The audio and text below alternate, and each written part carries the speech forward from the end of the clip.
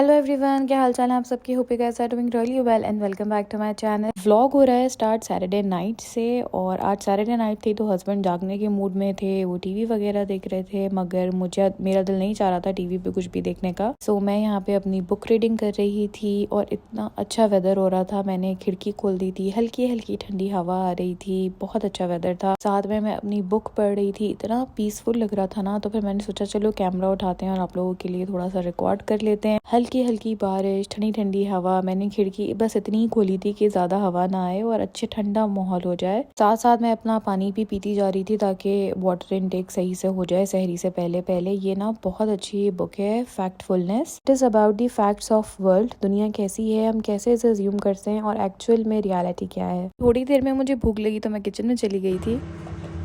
3 बज रहे हैं रात के और मैं इस वक्त ये जो मैक्रोनीज लेफ्ट ओवर हैं ये गरम करके खा रही हूँ। बस यही मेरी सहरी हो जाएगी।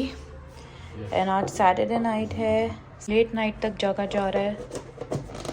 आई एन्जॉय माई गरम गरम मैक्रोनीज। ये कीमा मैक्रोनीज हैं विद वेजिटेबल्स, और साथ में लिया जाएगी कोई ड्रिंक। Apple Sedra. ये इतने दिनों बाद मुझे मिली है ना, यहाँ पे पाकिस्तान में पीते थे और ये इतने मज़े की लगती थी। और आज जब हम देसी ग्रॉसरी करने गए थे तो देसी स्टोर जो क्वालिटी फूड्स, आई थिंक या क्वालिटी फूड्स पे मुझे ये मिल गया। सो अब मैं एप्पल सेड्रा एंजॉय करूँगी। वीक में एक दिन तो चलती है ना फ्रिज ईटिंग, और साथ में अपने मैक्रोनीज।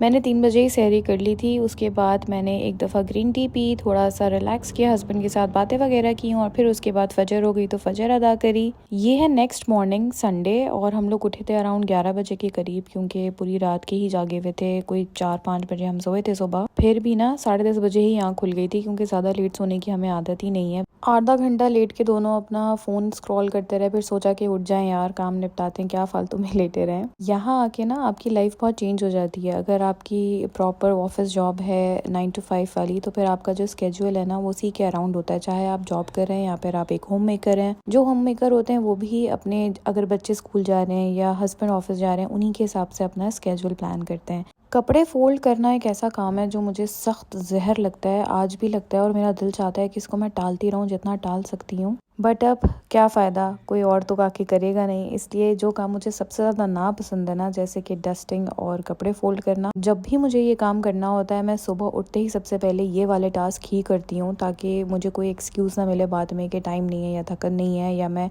कोई बहाना ना ढूंढूं इस काम को टालने का। और ना शादी से पहले मैं हमेशा अपने कपड़े उल्टे करके उतारती थी, और अम्मी हमेशा जब कपड़े फोल्ड कर रही होती थी ना डांटती थी कि कपड़े उल्टे क्यों होते हैं तुम लोगों के। उस वक्त ना मुझे समझ नहीं आती थी कि क्या है भाई, उल्टे हों कि सीधे हों, धुल तो गए ना। बट अब समझ आता है जब उन्हें दोबारा सीधा करके फोल्ड करना पड़ता है ना। खैर, जो फोल्ड होने वाले कपड़े थे मैंने उन्हें अच्छे से फोल्ड करके रख दिया था, और जो हस्बैंड के ऑफिस जाने वाली या फॉर्मल इस तरह की शर्ट्स होती हैं उनको मैं ऐसे हैंगर्स में ना हैंग कर लेती हूँ, और कलर कोऑर्डिनेशन में करती हूँ। जैसे अगर वाइट है तो पिंक, एंड उसके बाद वाइट एंड पिंक की स्ट्राइप्स, ताकि उनको ढूंढने में भी आसानी हो और जगह भी कम ले। एक हैंगर के अंदर 3-3 शर्ट्स ऐसे हैंग कर लेती हूँ, और इनका शेप भी आउट ना हो। बस फिर जब भी यूज़ करना होता है हस्बैंड को आइडिया होता है कि किस कलर कोऑर्डिनेशन के हिसाब से ये होंगी, और वो ऐसे निकाल लेते हैं और प्रेस कर लेते हैं। जिस दिन कपड़े एयर से उतरते हैं उसी दिन एक और बैच धुल के एयर के ऊपर चला जाता है, ताकि वो 2 दिन लेके सूख जाएं। यहाँ पे कपड़े थोड़ा लेट सूखते हैं, एक तो आप उन्हें बाहर नहीं हैंग कर सकते हैं क्योंकि हर वक्त बारिश होती रहती है। समर्स में फिर भी आप बाहर बालकनी में हैंग कर सकते हैं, पर बाकी सारा टाइम तो आपको घर के अंदर ही उन्हें हैंग करना पड़ता है। इसलिए मैं अपनी लॉन्ड्री का साइकिल कभी भी ब्रेक नहीं करती। जिस दिन एयर से कपड़े उतर के फोल्ड होके कबर्ड्स में जाते हैं उसी दिन एक नया बैच धुल के उन पे डल जाता है। मशीन लगाने के लिए जब किचन में आई गई तो फिर सारे धुले हुए बर्तन भी जगह पे रखना शुरू कर दिए थे मैंने। ये भी एक ऐसा काम है जो सुबह किचन में आते ही हो जाता है। बस अब मैं जब भी किचन में आऊँ, आने की देर है, उसके बाद मैं सबसे पहले सारी बर्तन जगह पे ही रखती हूँ। किचन या घर दोनों अगर बिखरे हुए हो ना तो वैसे भी दिल नहीं लगता, और कोई और काम करने का दिल नहीं चाहता, अजीब कंफ्यूजन ही रहती है। इसलिए चीजें सिर्फ धो देना या साफ कर देना ही नहीं होता, उनको समेट के जगह पे रखना भी उतना ही इम्पोर्टेंट है। बस ये डेली के काम करने के बाद फिर मैं आज की अपनी डीप क्लीनिंग वाले टास्क पे लग गई थी। अच्छा, आज जो मेरा स्पेशल क्लीनिंग टास्क था ना, जो हर डे एक होता है, वो था कि आज मैंने अपने घर के सारे डस्टबिन थरली अच्छे से नीट एंड क्लीन करे हैं। उसके अलावा आज मैंने जो हमारा सोफ़ा थ्रो है इसको भी वॉश किया है। कुशन मैंने 1-2 दिन पहले कर लिए थे, ये आज किया है। एंड आजकल ना वेदर बड़ा अच्छा है यार, क्लियर सा। और ये है लंदन की famous double decker red bus. काफ़ी अच्छा वेदर है, थोड़ी थोड़ी सी धूप है, आसमान क्लियर है। आई होप ऐसा ही रहे। चलें जी चलते हैं। और ये जो साइकिल है ना मेरे मियाँ जी की, इसको मैंने डेडलाइन दे दी है कि ये चली जानी चाहिए 1 महीने के अंदर अंदर यहाँ से।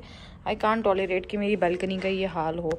ये डस्टबिन तो जब सूख जाएंगे मैं अंदर ले आऊँगी, but this cycle is getting on my nerves now. उसके बाद मैंने अपनी ज़ोहर की नमाज़ अदा करी, कुरान वगैरह पढ़ा, फिर मैं आ गई थी किचन में और जो इफ्तार से पहले के मैरिनेशन वगैरह के काम होते हैं वो करना स्टार्ट कर दिए थे। सबसे पहली चीज़ तो आज जो मैंने करनी थी वो ये इन टिक्कों में मसाला लगाना। कल जब हम देसी ग्रॉसरी करने के लिए गए थे तो हस्बैंड अपने लिए लेकर आए थे ये टिक्के। असल में ना हम लोग रात का खाना बहुत कम खा रहे हैं, मतलब खा ही नहीं रहे। मैं बना भी दूँ ना तो वो बस ऐसे ही रखा रहता है और अगले दिन इफ्तार में ही खाया जाता है। हम लोग सिर्फ एक इफ्तार ही कर पा रहे हैं, या फिर हम सहरी में थोड़ा बहुत कुछ खा लें तो खा लें। और सहरी में भी ना हम रोटी चावल पराठा ये सब नहीं खा पा रहे हैं। आई डोंट नो क्यों, पर हमें समझ नहीं आ रहा, दिल नहीं ले रहा। तो इसलिए ना फिर हमने इसका सोल्यूशन ये निकाला कि हम ऐसे टिक्के ले आते हैं। प्रोटीन तो वैसे ही बहुत ज़रूरी है खाना, उसका इंटेक करना। सो हम इनको मसाला लगा के मैरिनेट करके रख देंगे और इफ्तार या सहरी जिसमें भी दिल चाहेगा वो निकाल के हम खा लेंगे। सो ऐसे एक फुल फिलिंग प्रोटीन का इंटेक भी चला जाएगा और हेल्दी भी होगा। बस मैं इसीलिए जो टिक्के हम लेकर आए थे उन पे कट्स लगा के मैंने रख दिया और अब मैं इसके अंदर हल्का सा बिल्कुल सिरका डालूंगी। बाकी मैं अदरक लहसुन के पेस्ट की जगह इसके अंदर अदरक लहसुन पाउडर डालती हूँ, यानी कि जिंजर गार्लिक पाउडर जो मिलता है वो।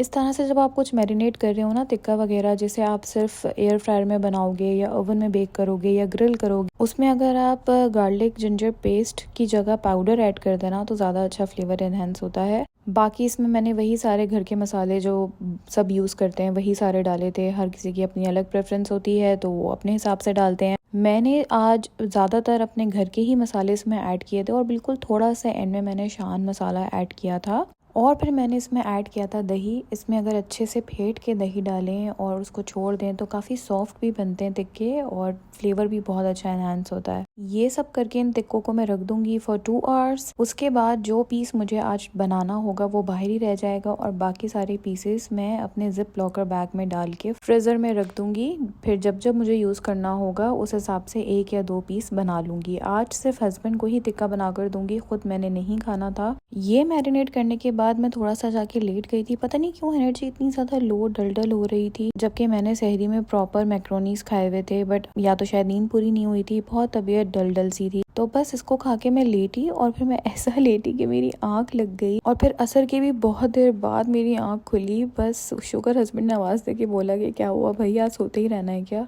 और फिर मैं उठी, इतनी जल्दी में बाकी सारे काम किए, असर पड़ी। इसलिए ये वीडियो यहीं पे ख़त्म होती है। फिर इसका फाइनल लुक बन के कैसा रहा और इफ्तार में हमने क्या खाया इंशाल्लाह वो मैं कल शेयर करूँगी। तब तक वीडियो को लाइक ज़रूर कीजिएगा। अपना ख्याल रखें। अल्लाह हाफ़िज़।